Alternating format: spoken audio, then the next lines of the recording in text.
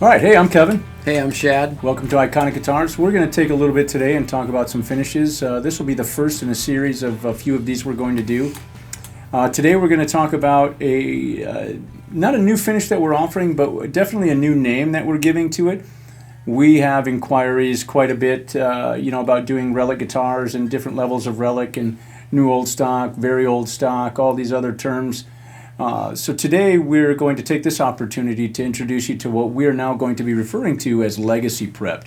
Shad, you want to tell us a little bit about that? So that's a really fancy and cool way of saying that we're making guitars that have a finish that is not relic yet, but is primed for you to relic it. I'll let Kevin get into some more of the details about what that actually means in terms of the chemical stuff with nitrocellulose and all that, but really what it comes down to is the finish is done in such a way that it allows you to age the guitar naturally, your own, by playing it, but at an accelerated rate. A lot of new modern finishes, especially polyurethane, will never wear out, really. And the nitro finishes on a lot of new guitars are such that it will take a really, really long time to get that really cool checking and other wear that, we all really like. And we realize there are people who are like, hey, you know what?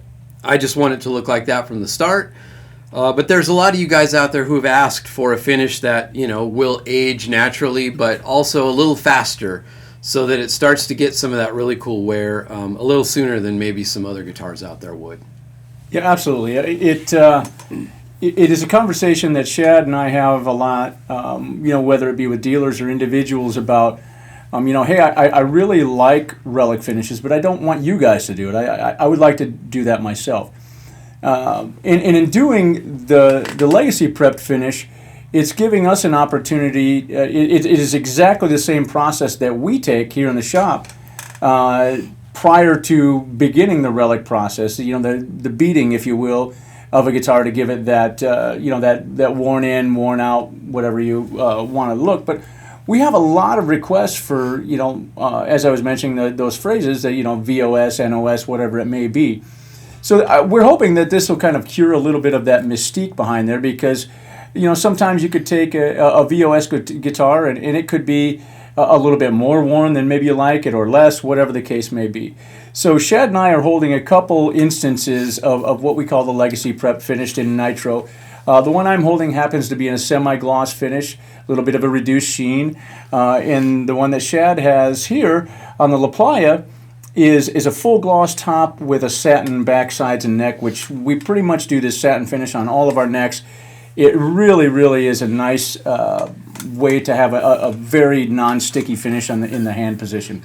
But back to what we're talking about, chemicals, where you were saying, is over time, it was realized if you go back in automobile and guitar history, the nitro finishes that were used had a tendency to crack and check over age due to climactic, cold and hot temperature differences. Whatever, we're playing in a hot bar tonight and then we go out and it's freezing outside and the guitar is subjected to those climactic changes. Over time, as the nitro continued to cure, it would just start to crack and give it that patina that we've all grown to love. Relic guitars have been around now for going on 40 years-ish almost. Yeah. A couple of years. So, I don't feature they're going to go anywhere.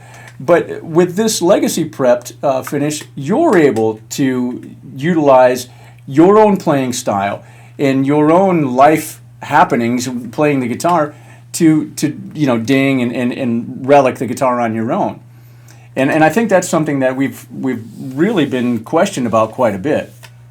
Yeah, for sure. And a lot of people, when we look at those classic examples of relic guitars, from what we might call the golden era of guitars back in the 50s and 60s, we have to remember that those guitars have been around for 50 plus years, and a lot of people don't want to wait 50 years to make their guitar look relict, but they also don't want it to come out of the shop already relict. So we're trying our best to create a finish that will accelerate that process. So you'll get the checking faster and sooner. You'll get wear on certain areas where you naturally see that wear in a shorter amount of time, so that you're going to see those things happen naturally. And it's kind of cool as a player to play a gig or whatever and go, hey, check that out, I got some checking on here now or whatever. So you get to see that stuff kind of happen, but in a time span that's not, decades long. It could just be a matter of years, and it really depends on you as a player. If you're playing and gigging frequently and you're out all the time, then you're going to see those areas of wear begin to, appear and occur more frequently and quicker. And if you're you play at home, kind of a casual player, it may take longer, but eventually you're going to see those things occur, and that's kind of a cool thing, I think.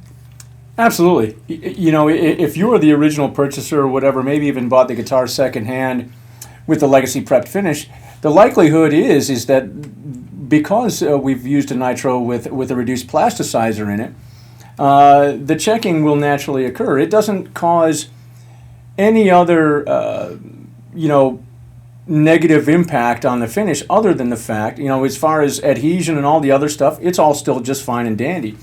But it's just at a chemical level, most newer finishes, whether they be automotive or instrument, have the plasticizer in there so that they are more durable. So, we may not do any additional relic process here other than put this finish on the guitar and send it to you like both of these are. Neither of these guitars has any flaws visually, but within a couple of weeks, months, definitely within years, you're going to be able to see the finish beginning to check and do some of the really, really cool stuff that we've all really come to love with relic finishes. But it's all going to happen naturally with the guitar in your possession and of the cause of your own. Just a side note I thought was kind of funny. Guitar is the only industry where people actually want finishes to go bad fast. I mean, nobody buys a car hoping that, it'll oxidize, right? Yeah. So it's kind of a weird thing as musicians and guitar players that we actually want that, but I personally love it, and most of the people that I know, they love a relic finish. So I think it's not like you walk into the Chevy dealer and you go, hey, could I get that 2023 Corvette? But could you scratch it before I was I wondering pick if you it could up? have the lot porter take it around the front, bounce it off some of cars or whatever. Sandblast it a bit or something. I want to get some of the finish off in spots. Right. But really, I think this is going to be a really cool way to offer a guitar that is, ready for you to write your story on it, It really is what it is. It allows you, the player, the owner of the guitar, to impart that on it. A little bit on the finish itself and how we're doing it. So we're really taking all the same steps that we would in an ordinary finish. With regards to this one, these just both happen to be mahogany back guitars. Typically on our Tamarack we'd see an ash or alder body, but this particular limited happened to be spec'd out this way. We do the same thing. We'll seal that body, do the grain filler, everything. One of the things about the Legacy Prep finishes is it allows our finishing department here, sometimes me and sometimes others, to do a very, very thin finish. This is probably as close to thin skin or as little material as you can have on a guitar and still have it finished. Over the course of the years of doing relics, we've found that this process works really well. Now you can see, this is exactly how a guitar, obviously save for it being fully assembled, but a guitar body and neck would go into the latter part of the finishing department and get relic. It would start off looking just like either one of these guitars, just like a real relic would have. There wouldn't have been a bad paint job or something that would 70 years ago you just couldn't beat a guitar up and hang it on the wall and charge extra for it. We live in different times. And that wasn't a thing then. I mean, obviously back then the idea was to build a guitar that looked beautiful, shiny, all those kinds of things. And through limitations of materials that were used then, they didn't have the technology to make finishes like they do now on anything really, but especially guitars.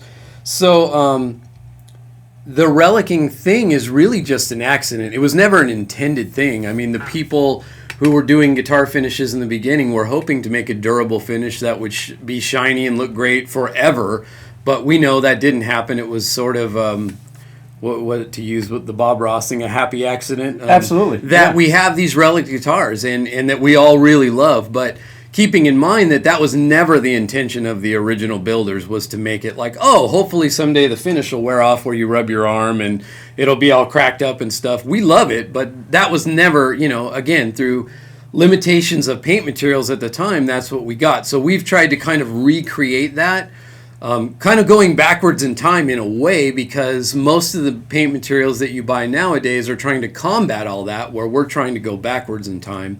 And it's been a work in progress with our it's paint taken supplier. time. It's definitely taken time. Yeah, absolutely, and some process stuff here. We've been utilizing this same process internally for the better part of 4+ years with this material specifically. And we've had really great results. The response has been really great from everybody who's played and seen the guitars that we've done in Relic finishes, so totally appreciate that. But this gives us an opportunity for you, the player, to impart your legacy on the guitar, which is why we kind of incorporated that into the nomenclature, legacy prepped. We've got it prepped for you to put your legacy right into it. And, when you're, moving on from that guitar, whatever, right on to the next person, and it's going to tell its story, just like all those revered guitars of the past. So we're really looking forward to hearing your response on it. Drop us a comment down below. Let us know what you think. We're really, really interested in hearing what you have to say. Shad, you got anything? Yeah, and I would be curious to know from you guys, if you wouldn't mind commenting, let us know what level of Relic you like personally. Do you like, I don't want any Relic, I want my guitar to look brand new? Or are you like, man, I want it to look like it's been destroyed, I want the Stevie Ray Vaughan thing, man, just hardly any paint on it? Or where in between, where do you fall in the Relic thing? I'm curious to know where you guys, what you guys like in that way. Yeah, so hit us up in the comments. Let us know what you think. Thanks for being with us today. I'm Kevin. I'm Shad. We're Iconic Guitars. Have a great day.